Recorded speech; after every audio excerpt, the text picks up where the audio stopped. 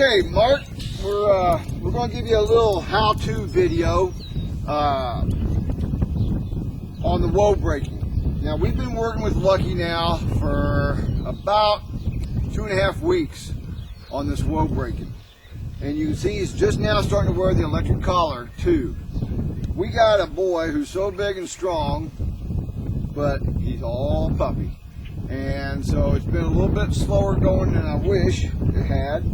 But you know, he's doing right well. And what we're going to do on this whoa breaking, you're going to hear me use the words whoop, and you're going to hear me use the words whoa. And I mix that up 2 different ways. Sometimes it might be whoop, whoa. After he stops and has his feet planted, I'll use that word whoa. I'll come in there and reinforce that. I use that in a way that when he's out there 20, 30 yards away, 40 yards away, instead of me standing here going whoa, whoa, whoa, making him stop, I use that whoop as a warning, and I draw it out. So I draw it out to where I watch his feet. If his feet are still moving, I may say whoop twice. I may say it only once. But I do it on what the dog is telling me. And I use it in a way to warn him to start to slow down and to be ready to be stopped. And that comes in handy when you're working with other dogs and you want him to back and he doesn't see this other dog. So you can stop him from a good distance away. When he is on a point, the only word I use is the word whoa. I don't say anything else to this dog. I don't talk to the dog while he's on a point. I don't tell him, good boy, where they at. I use the word whoa. I want that dog to remain steady and stand there while I go in and flush those birds. And he's just now getting to the point where he understands whoa without birds here in the field and in the yard. And we're just now to the point where we're going to start using the electric collar to help correct any unwanted behavior of him stepping off or anything like that. So the way this half hitch works, the way I use it when I'm working with a dog, come here, the way I use it is I like to go over the top of their back. Come here. I go over the top of their back. I come back around and I make an X right there on the back. And what that does, it gives me a suitcase handle to pick this dog up with and correct if I need to. And as I'm walking, all I'm going to do is take this dog for a walk, and I'm going to put a little bit of tension right here on this check cord. And I'm going to use the words whoop, and I'm going to use the words whoa while I'm walking. Oh, you are something, boy, I'll tell you. Like I said, a lot of puppy here, and that's what we're dealing with, is a little bit slower ability to learn because of that. But he's doing okay. Come here. So we're going to go for a walk, and you can just watch. Here.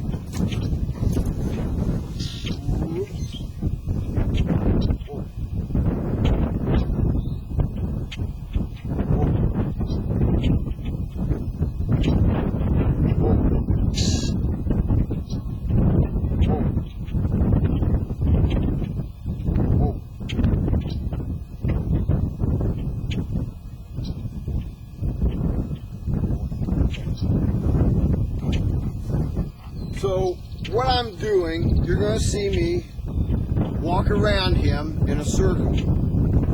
And as I'm walking around him in a circle, I'm using the words whoa. And what I want him to do is to stand there with his feet planted. The head can move, that's fine. He can even move a little bit of the body as long as those feet stay planted. That's what I'm after. And usually a dog is going to get very nervous when you're behind him, and that's when they want to turn around. So now I'm starting to correct him with the electric collar before he makes that decision to turn. And he's learning to stand there, and whoa means not move, and he's getting bumped. This is going to transfer over into the field when we get on birds. So when we get on birds and he starts to take that one step or two, I can bump him and say, no, you're going to stand there. And so that's why we're doing it.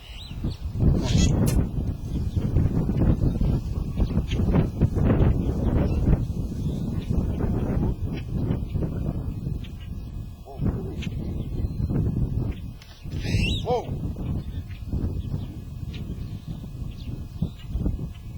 Whoa.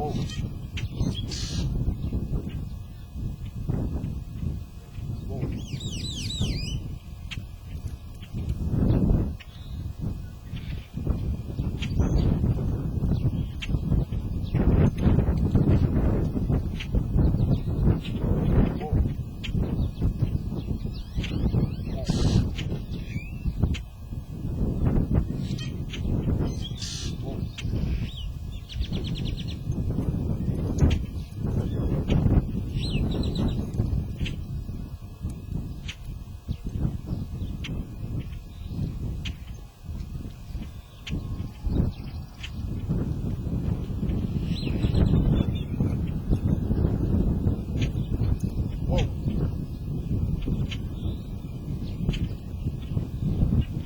Whoa. Whoa.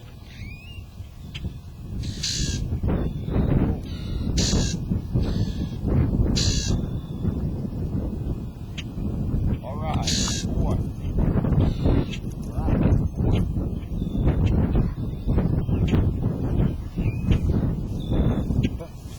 Whoa. Whoa.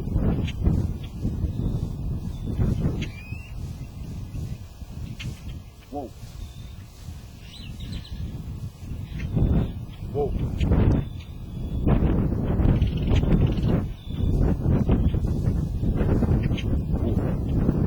Good boy. Okay.